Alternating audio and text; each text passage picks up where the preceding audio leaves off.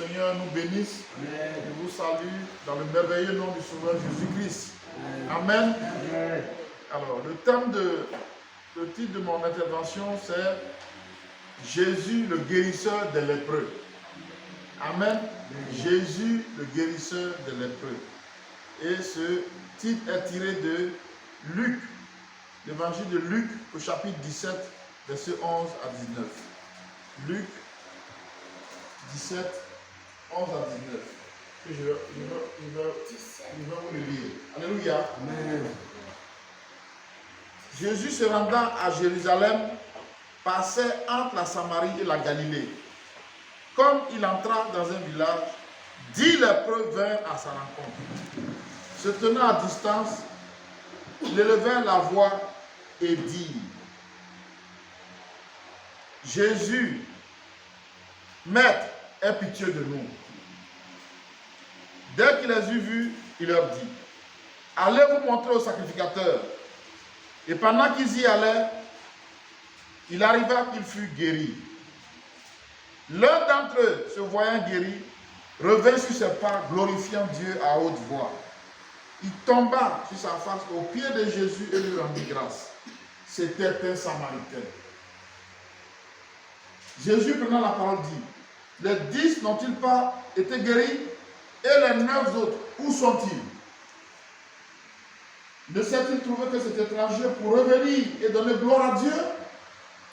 Puis il lui dit: Lève-toi, va, ta foi t'a sauvé. Amen. Amen. Amen. Amen.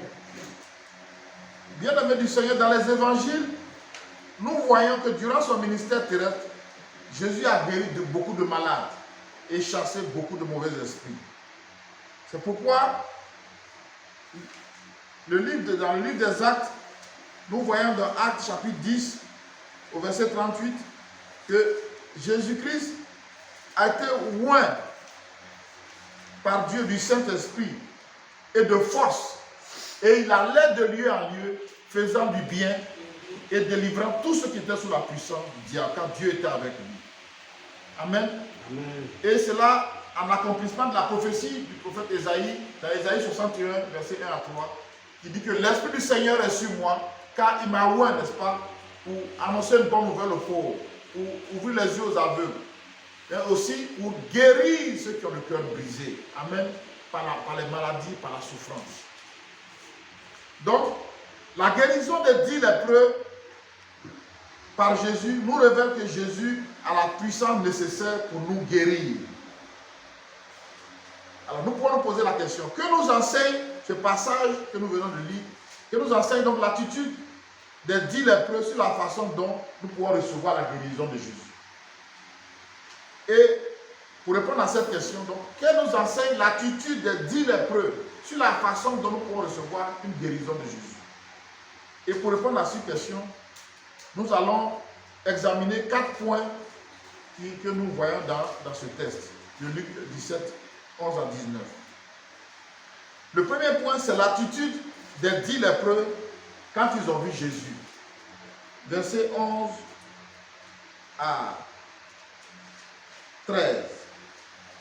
Deuxième point que nous allons examiner, la réaction des lépreux quand Jésus leur a parlé, leur a donné une parole, d'aller se montrer au sacrificateur. Verset 14. Troisième point que nous allons examiner ensemble, c'est l'attitude du lépreux samaritain après sa guérison. Versets 15 à 16. Et enfin, le dernier point, c'est la réaction de Jésus face à l'attitude du lépreux samaritain. Versets 17 à 19. Alors, concernant le premier point, l'attitude des 10 lépreux à la vue de Jésus, quand ils ont vu Jésus.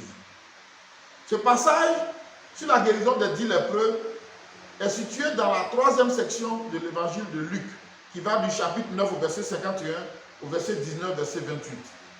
Cette section présente le ministère de Jésus hors de la Galilée et en route vers Jérusalem. Jésus passe donc par un village situé entre la Samarie et la Galilée. 10 lépreux l'ont reconnu. Mais ces 10 lépreux-là vont se tenir à distance. Ils ne vont pas s'approcher du Seigneur. Pourquoi?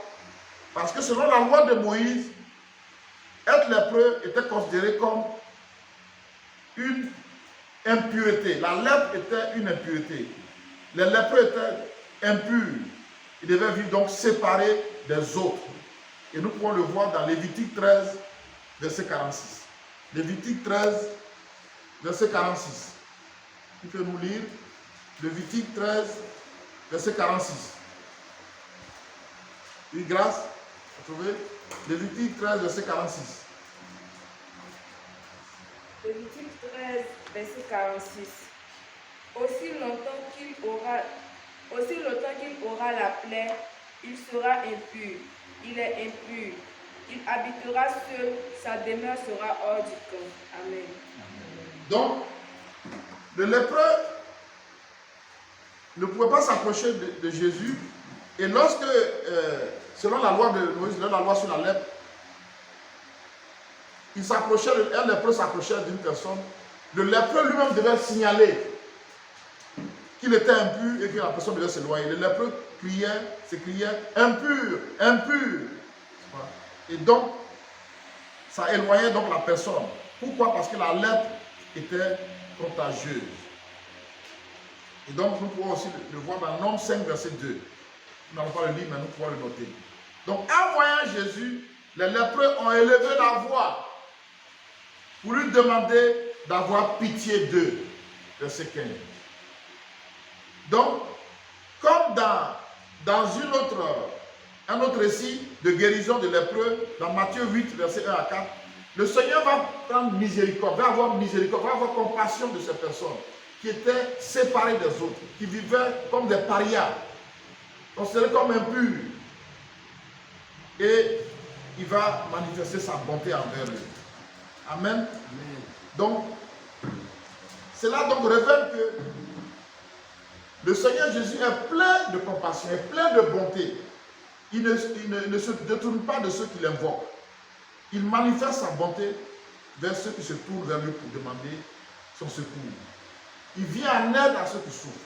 Il vient en aide à ceux qui sont oppressés. Donc ça, c'est le premier point. L'attitude de ces 10 lépreux. Donc, ils se sont tournés vers le Seigneur. Ils ont crié au Seigneur à haute voix. Seigneur, aie pitié de nous, pour demander le secours. Ils savaient qu'ils ne pouvaient pas avoir une source de guérison en eux-mêmes, que c'était le Seigneur qui était leur seul secours. Donc, ils ont crié à lui. Le deuxième point que nous examinons, c'est la réaction des lépreux à la parole donnée par Jésus. Le Seigneur demande aux lépreux d'aller se montrer au sacrificateur. Comme préconisé par la loi de Moïse, sur la lèpre, c'est le sacrificateur qui était chargé d'examiner les lépreux et de dire si oui ou non il était guéri et qu'il était purifié pour pouvoir intégrer la communauté. Et nous pouvons le lire dans Lévitique 13, verset 2 et Lévitique 14, verset 2. Nous allons lire ces deux versets. Donc, le Seigneur ordonne aux lépreux d'aller se montrer au sacrificateur. Ça, c'est donc en application de la loi de Moïse sur la lèpre. Regardez Lévitique 13, verset 2. Qui a trouvé? Oui. Lévitique 13, verset 2. Lévitique 13, verset 2. Lorsqu'un homme aura sur la peau de son corps une tumeur, une tache ou une tache blanche qui ressemblera à une plaie de lèpre sur la peau de son corps, on l'amènera au sacrificateur Aaron. Ou à l'un de ses fils qui sont sacrificateurs. Merci. Regardez le chapitre 14, verset 2. Lis la le chapitre 14, verset 2. Chapitre 14, verset 2. Voici quelle sera la loi sur le lépreux. Pour le jour de sa purification, on l'amènera devant le sacrificateur. Amen. Amen. Donc, le Seigneur leur dit d'aller se montrer au sacrificateur. Pour le Seigneur, il savait déjà que ces lépreux-là étaient purifiés. Mais il leur demande d'aller se montrer au sacrificateur. Alors, ils voulaient tester, c'était un test de leur foi. Est-ce qu'ils allaient croire à la parole de Jésus? Tu vois encore la lèpre sur toi et on te dit, va te montrer au sacrificateur. Mais on voit qu'ils ont obéi. Ils n'ont pas dit, mais Seigneur, on s'attendait à ce que tu viennes répandre de l'huile sur nous, prier pour nous et nous guérir. Mais il dit, comme il nous a dit d'aller voir le sacrificateur, nous allons nous obéir. Amen.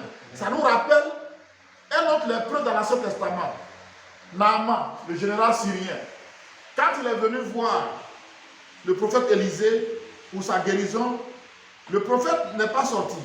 Mais le prophète a dit à ses serviteurs d'aller lui dire. N'est-ce pas? Qu'est-ce que le serviteur, qu'est-ce qu'il devait faire? Dans 2 Rois, chapitre 5 et le verset 10, regardez ce que le prophète lui dit. Le prophète Élisée lui dit par un messager, va, lave-toi 7 fois dans le Jourdain, ta chair deviendra saine et tu seras pur de ta lèvre. Et Naaman, quoique il n'ait pas voulu obéir à cette parole du prophète, ses serviteurs l'ont persuadé. Mais il dit, mais mon général, est-ce que le prophète a demandé quelque chose d'impossible?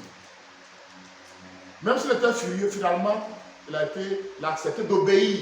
Et c'est quand il a obéi qu'il a été purifié de sa lèvre. Troisième point que nous allons examiner, c'est l'attitude du lépreux samaritain. Quand il a été guéri, après sa guérison, le verset 15 et 16. Pendant que les 10 lépreux partaient vers le sacrificateur pour se faire examiner et confirmer leur guérison, ils furent donc tous miraculeusement guéris. Amen. Quelle grâce du Seigneur de voir la puissance guérissante se déployer pour apporter la guérison. Mais, s'il a dit lépreux, seul le Samaritain va revenir sur ses pas vers Jésus pour glorifier Dieu à haute voix, se prosterner à ses pieds pour lui rendre grâce. Ce Samaritain exprime la gratitude à Dieu, reconnaissant que la guérison qu'il a reçue vient de Dieu. Il exprime son adoration à Jésus. Il a donc une attitude de reconnaissance. Bien-aimé du Seigneur. Les 9 autres lépreux qui ont reçu la guérison ne sont pas revenus. N'est-ce pas là notre attitude? Quand nous recevons la guérison, quand nous recevons le miracle du Seigneur, quelle est notre attitude? Les 9 sur 10, une seule personne est revenue pour rendre grâce à Dieu. Nous devons être reconnaissants. Et c'est d'ailleurs ce que le psalmiste David nous dit dans le psaume 103, verset 2. Il dit, mon âme bénit l'Éternel et n'oublie aucun de ses bienfaits. Mon âme loue le Seigneur pour tout bienfait que Dieu reçoit de lui. Et aussi dans le psaume 116, verset 12 à 13, il dit, comment rendrai-je à l'Éternel ses bienfaits envers moi? Il dit, je lèverai la coupe de délivrance. Et je proclamerai son nom. Amen. Et l'apôtre Paul aussi nous exhorte dans Éphésiens 5, verset 20, à rendre continuellement grâce à Dieu pour toutes choses, à Dieu le Père pour toutes choses, au nom du Seigneur Jésus-Christ.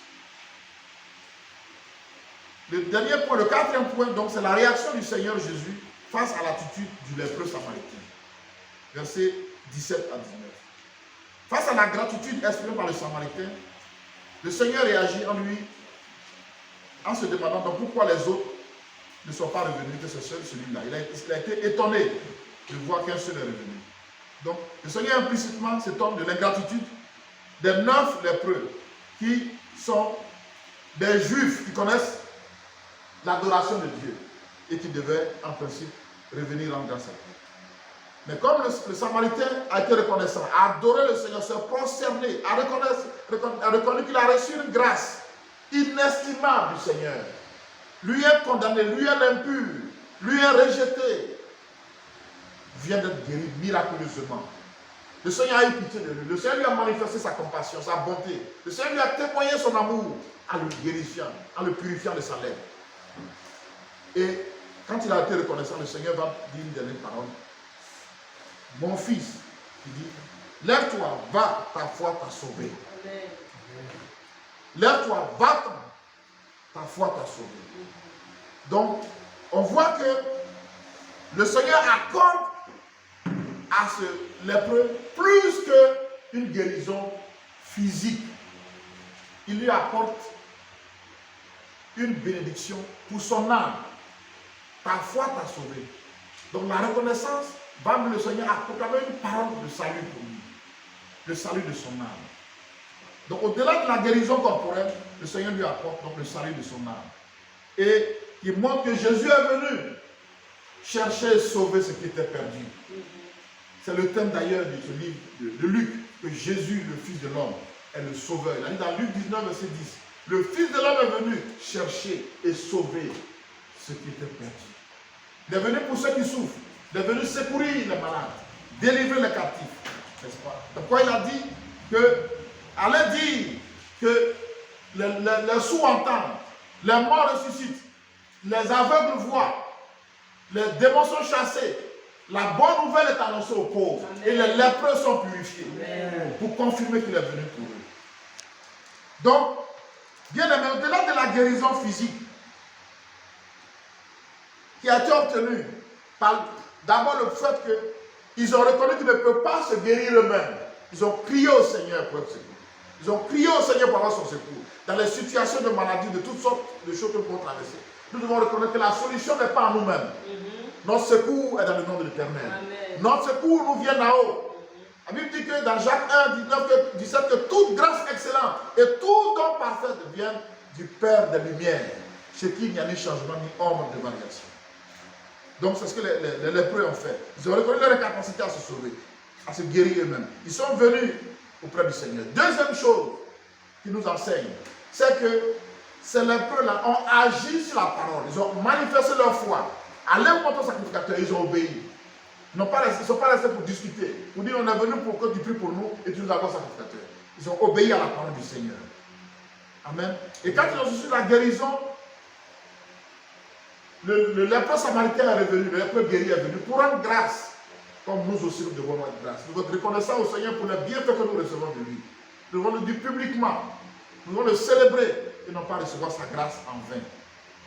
Bien aimé, au-delà de la guérison physique, ce que le Seigneur accorde, c'est bien la guérison de l'âme. La lèpre est l'expression physique d'une maladie plus profonde. La lèpre de l'âme qui est le péché. Et c'est ce qu'il a accordé au Samaritain qui est revenu. Non seulement il était guéri physiquement, mais la guérison intérieure. Le problème de son péché, le problème de notre péché qui est notre lèpre. Le péché qui est la lèpre du cœur de l'homme, que Jésus guérit par son précieux sang. Amen. Il ôte par son sang, il dit, si nous confessons nos péchés, il est fidèle et juste pour le pardonner, pour nous purifier de toute iniquité, de toute souillure du péché. Et quand il nous purifie, il nous sanctifie, comme Paul a dit, l'apôtre Paul a dit dans Corinthiens 6, verset 11. Il dit, voilà ce que vous étiez avant, mais vous avez été sanctifiés, vous avez été purifiés par le nom du Seigneur Jésus et par le Saint-Esprit. Alléluia. Amen. Donc, bien aimé, pour nous aussi, nous devons venir avec foi au Seigneur. Lui qui nous donne le vrai repos. Lui qui nous sauve. Il dit, venez à moi, vous tous qui êtes fatigués et chargés, et je vous donnerai le repos. Amen. Amen. Car je suis doux et humble de cœur. Jésus est le guérisseur des lépreux. Le guérisseur de ceux qui ont la lèpre physique, qui souffrent d'une maladie. Il a démontré par l'exemple de ces 10 lépreux qu'il a la puissance pour guérir. Il dit, venez à moi, vous tous qui êtes fatigués et chargés. Non seulement il nous guérit de notre maladie physique, mais il nous guérit de la lèpre intérieure qui est le péché. Il nous délivre de nos péchés par son sang. Il nous sanctifie par son Saint-Esprit. Il fait de nous ses témoins à la gloire de Dieu le Père. Que le Seigneur nous bénisse et que dans toutes nos situations, nous venions à lui pour recevoir sa guérison. Amen. Amen.